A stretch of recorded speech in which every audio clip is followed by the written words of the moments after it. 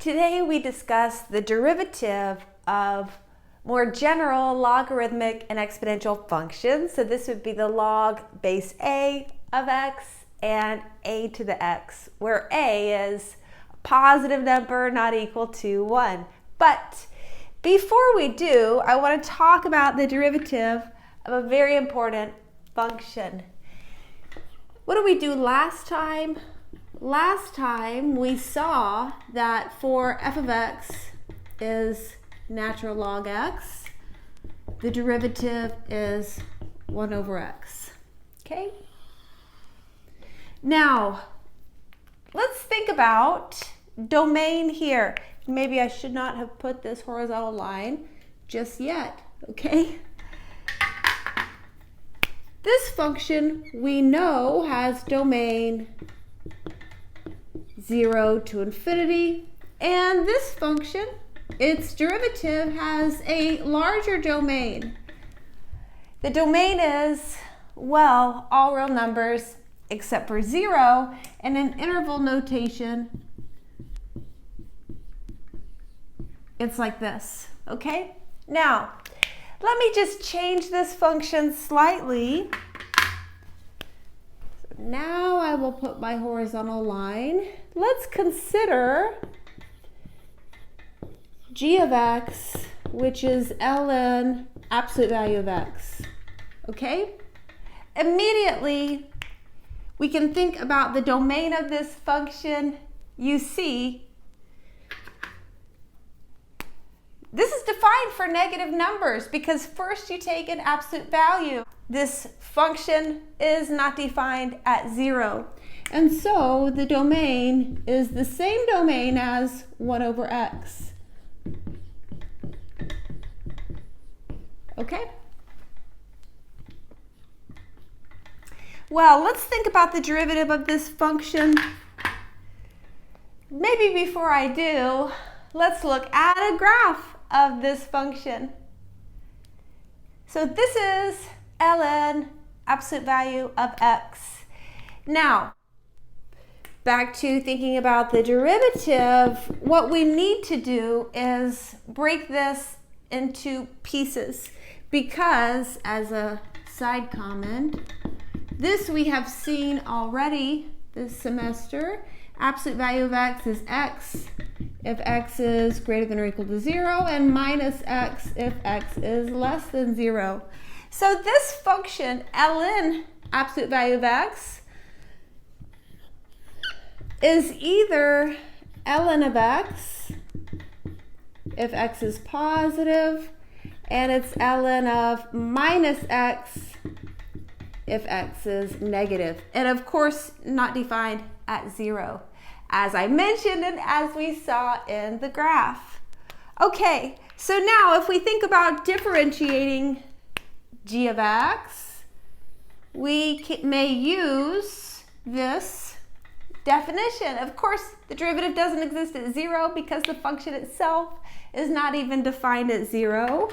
But you see we have one function definition on this open interval, this one, and we have another function definition on this open interval. Okay, so let's use that. So on this open interval, well, g of x is just the natural log. So I'll write it this way. It's the derivative of ln x, which is 1 over x. Okay? And then, similarly, on this open interval, the derivative would be the derivative of ln minus x. Now this, technically, chain rule, derivative of the outside, evaluated at the inside times derivative of the inside function, we see this is also 1 over x. And so the beauty of this calculation is that we now have a derivative for ln absolute value of x. The derivative of ln absolute value of x is 1 over x. And this is for every x in its domain. You see whether x is positive or x is negative. This is an x, not a t. We get 1 over x.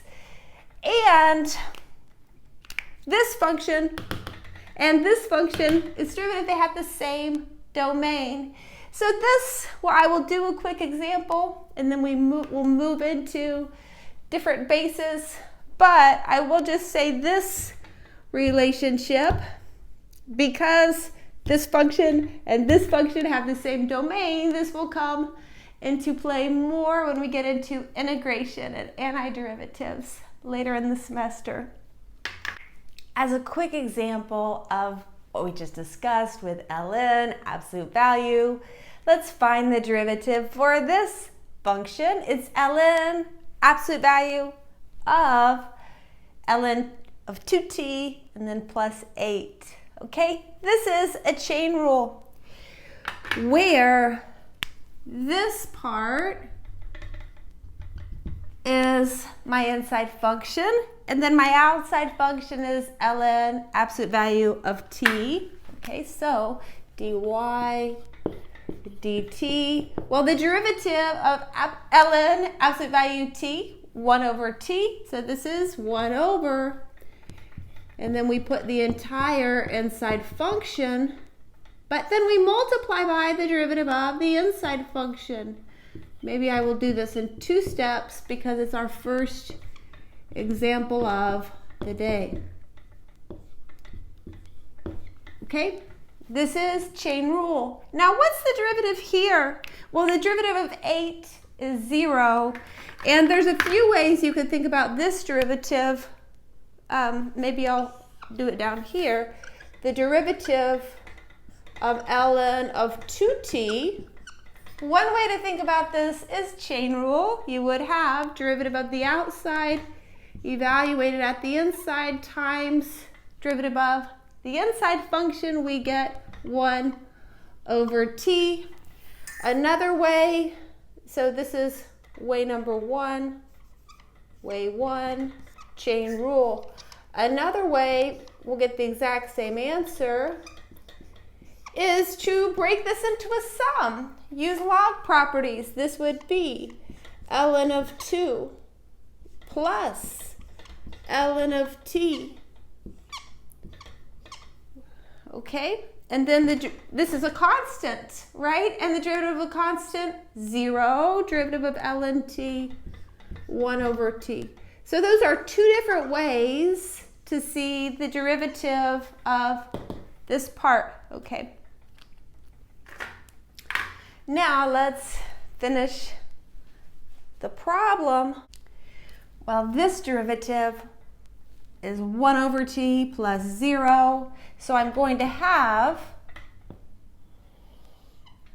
1. In my denominator, I have a t times ln 2t plus 8. Okay? So this is the final answer. This is the derivative of y with respect to t. Now, let's move into, let's see, a to the x. Well, here we go. Y is a to the x, and a is positive, not equal to 1. What would the derivative be?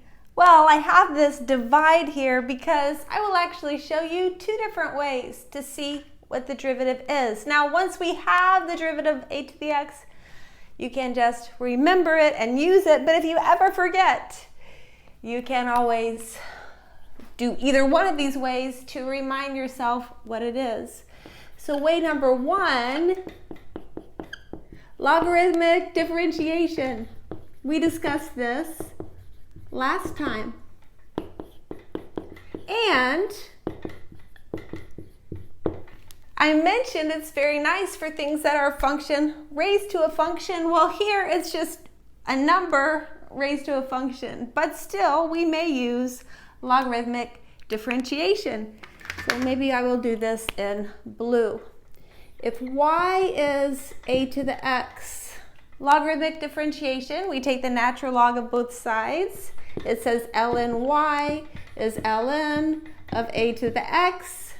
And then, well, we use properties of logs to simplify. This would be x ln of a. Now we differentiate both sides. This side was really chain rule. That's 1 over y times the derivative of y. And then this part, look, this part, ln a is a number, okay? It's a constant. So this part, this is a constant times x, and its derivative is the constant times 1. So this is ln a. And then the final step of logarithmic differentiation, we multiply through by y, and we write it as a function of x. So we get the derivative is ln a times a to the x. Okay, this is the derivative of a to the x. You can put stars around it while I have it underlined. Okay, way number 2. We already know this derivative. I am just going to illustrate it using another technique. The other technique is, I guess I'll just call it chain rule. But first, it involves a property of exponential functions. Okay, so let's get into this way. We may write, so if we have y is a to the x, I may write this as e to the ln a to the x. So far so good, because this goes back to this inverse function. E to the ln a is a. So without a doubt, a to the x is e to the ln a to the x. But then, properties of exponents, if you have a power to a power, you multiply. So this is e to the ln a times x. Okay, so this is a to the x. A to the x is e to the ln a times x. Now we see chain rule.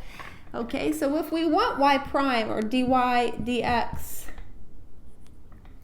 it would be derivative of the outside evaluated at the inside times, well, my inside function is ln a times x. Derivative of the inside function is ln a times 1.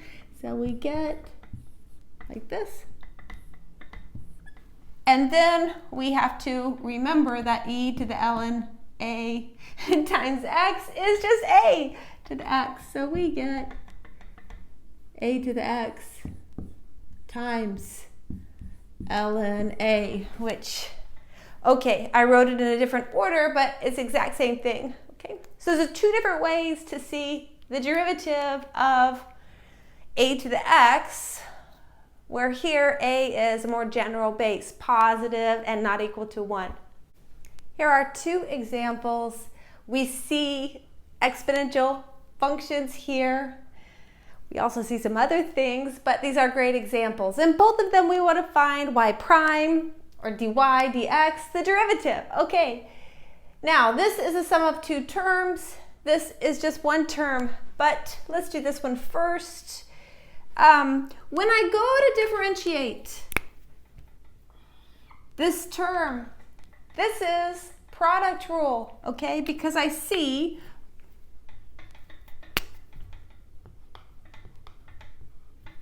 here's one function, here's one function, okay? And this is, if you want to think about this as being a constant, this is -1 times 8 to the x. So the -1 will come along. When I find y prime, this is first times derivative of the second plus the second times, well, the derivative of the first, which is negative, and then the derivative of 8 to the x, this is 8 to the x times ln 8.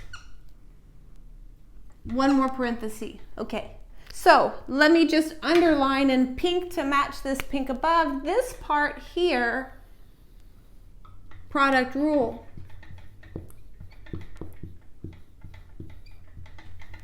Okay, now what do I still have to do? I still have the second part, which is 3 to the 2x. I can do a chain rule. Derivative of the outside evaluated at the inside would be like this.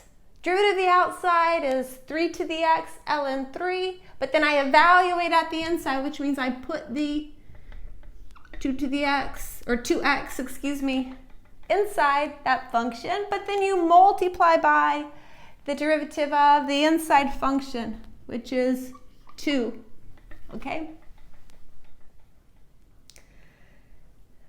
So this is y prime here. Okay, we're finished with the first one. Wonderful. Now let's move to this second function. It's just one term. We have a constant times 7 to square root x plus 2. But up inside the exponent, this is our inside function, and this is chain rule. Okay, y prime, we have the constant, and then the derivative of 7 to the x. Maybe I'll write the ln 7 on this side. Okay, 7 to the inside, I put the entire inside function.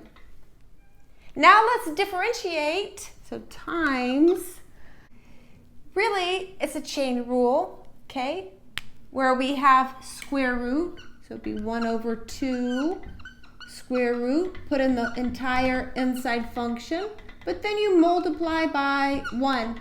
This part has derivative 1, okay? So this is my derivative. Here's another example. We have 2 to the x plus 2 to the minus x. Find critical points and intervals of increasing and decreasing. Now, okay, well, first of all, if we think about the domain of this function, it's clearly all real numbers because this and this have domain all real numbers. So let's take the derivative. The derivative of 2 to the x is ln 2 times 2 to the x. And the derivative of 2 to the minus x, well, really it's a chain rule. So we have derivative of the outside evaluated at the inside times derivative of the inside function. So we get, for this derivative, we get ln 2 times 2 to the x minus ln 2 times 2 to the minus x. Okay, now similarly, this derivative is defined everywhere, just like the function is. So the places where the derivative does not exist, that doesn't happen, okay? So we want to find the places where the derivative is 0. These will be our critical points. If we set this to 0, what can I factor out? Just ln 2. And then I have 2 to the x minus 2 to the minus x. Okay, ln 2 is a number, it's not 0. So this derivative is 0 provided this part is 0. Let me make an arrow, which means 2 to the x would have to equal 2 to the minus x, okay? Now we need to solve for x, which technically you could take a log base 2 of both sides, but also we are in the case where we have the same base. Okay, same base, it's 2. We may equate exponents, and so we get that x must be equal to minus x. This would also say 2x equals 0, and we can conclude x equals 0. So this is our only critical point here, x equals 0. Now for intervals of increasing and decreasing, we divide the domain into intervals, would be like this. Then we pick a point in each interval. -1 and 1. Okay, and then we test the derivative. Okay, so we have 1 minus 1, and the derivative is ln 2, 2 to the x minus 2 to the minus x. Okay, ln 2 is positive. Natural log is an increasing function. Ln of 1 is 0, so ln 2 would be bigger than 0. Okay, great. And then this would be the derivative. Now here, at 1 we get 2 minus a half, which is positive. And at -1 we get a half minus 2, which is negative. So you go plus, minus. And if I add that to my intervals, this one is plus, this one is minus. Okay, great. So we have already finished critical points, x equals 0, the only critical points. And then to finish the problem, this function is increasing everywhere we see a plus, which is 0 to infinity, and decreasing everywhere we see a minus, which is minus infinity to 0. Now for the derivative of the log base a of x. If you remember from last time, y equals the log base a of x, if and only if a to the y equals x, and I always read it a to the y equals x. And this is really the statement that the base a logarithm is the inverse function of the base a exponential. Now, we want to find dy dx for the log base a, and there are a number of ways we can do this. Okay, I'm getting to that in a moment. One way, which I will not do, but you could certainly do on your own, is the inverse function theorem. And that calculation proceeds very much like when we use the inverse function theorem to find the derivative of natural log. Okay, because we know, for instance, the derivative of the base a exponential function. But I think the way I will do it is using this, what's sometimes referred to as a change of base formula, that the log base a of x is ln x divided by ln a. And maybe just to justify that this is actually equal to this, well, or to give you an idea, maybe,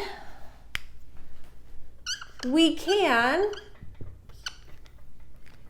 maybe I will switch to this lighter blue. If we raise a to this, ln x over ln a, what do we get? Well, a, we've already seen this trick or technique that a is e to ln a, and then I have ln x divided by ln a. Now power to a power, multiply. So, well, when you multiply ln a, and then we have a 1 over ln a, we just get 1 for those two. So this is e to the ln x, which is x. And so this is sort of justification, at least in one direction of function composition, that this here must be the log base a of x. Because we know that certainly a to the log base a of x is x, because they're inverse functions. And you could compose in the other direction too if you wanted to, but I think I will just stop after I have this justification. Okay. Now, once we have this change of base formula, it's quite straightforward to find the derivative. So for y is the log base a of x, which I will also write this, we have that dy dx. Well, we have a constant here. Is 1 over ln a, and then times the derivative of ln x, which is 1 over x. Or you could write this as 1 over ln a times x. And as I mentioned, you could also get this exact same rule using the inverse function theorem. Well, if you do, it's not a bad exercise, but you will get the same thing, okay? Okay, well now let's use this in some examples. Here are two examples involving logs with different bases. First thing I'll mention here, if you remember something I said last time, when you just see log, it's understood it is log base 10. Now, this first one is a sum of two terms, okay? Now this term, you could do chain rule, where the inside function is square root x, the outside function is log base 5. However, I personally would, in this case, I would see log properties as a way to simplify before differentiating. So,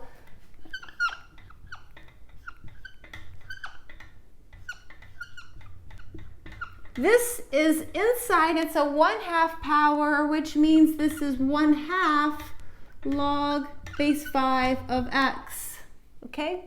That just makes it a little bit simpler to differentiate. Now let's find y prime. So y prime, okay? Derivative of log base 10 would be 1 over ln 10, and then times 1 over here, this is chain rule, derivative of the outside, evaluated at the inside, times derivative of the inside function, like this. And then, so here is the derivative of this first term, okay? Then we have a 1/2 times, now I differentiate log base 5, which is 1 over ln 5 times 1 over x. So here is the derivative of this function, y prime. Okay, this is just one term, and just like I mentioned in yesterday's video, we cannot break this into a sum of logs, okay? Not with a sum on the inside. If we had a product on the inside, then you can break it into a sums, but we don't have that here. So this is a chain rule. My inside function, x to the 8 plus x to the 6 plus 7, and my outside function is log base 4. So when I find y prime, I have 1 over ln 4, and then times 1 over, okay, I put the entire inside function, which is x to the 8 plus x to the 6 plus 7. Now I multiply by the derivative of the inside function, 8x to the 7 plus 6x to the 5, and then plus 0. Now, of course, I could just move this in the numerator. It's also perfectly fine like this. Okay, great. Two more examples. The first, y is the log base 7 of x divided by 7 to the x. Let's find y prime. Now, you have choice here. We could begin properties of exponents and write this, which is in the denominator, as a 7 to the x.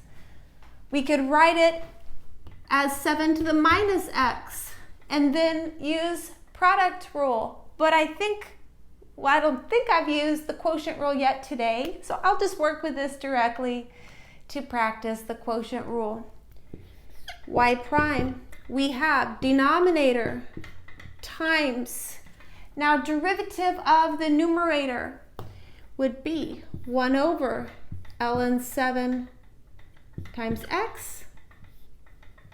Okay, denominator, derivative of the numerator minus the numerator times derivative of the denominator is ln 7 times 7 to the x, and then all over denominator squared. And I would personally leave it like this just to not have to worry about simplifying, but you certainly could simplify this sum. This is our last example. Find an equation of the tangent line to f of x is log base 2 of ln x at x equals e. Well, we know a point which is on the graph and on the tangent line would be e comma f of e. Okay, this is, well, let's calculate this first. This is log base 2 of natural log e. Natural log of e is 1, so this is log base 2 of 1, and this is 0. The point 1, 0 is on the graph for every logarithm. Okay, so the point here is e comma 0. And then we have a point, we know the slope will be the derivative at e. Okay, so let's calculate the derivative. This is chain rule. Derivative of the outside is 1 over ln 2.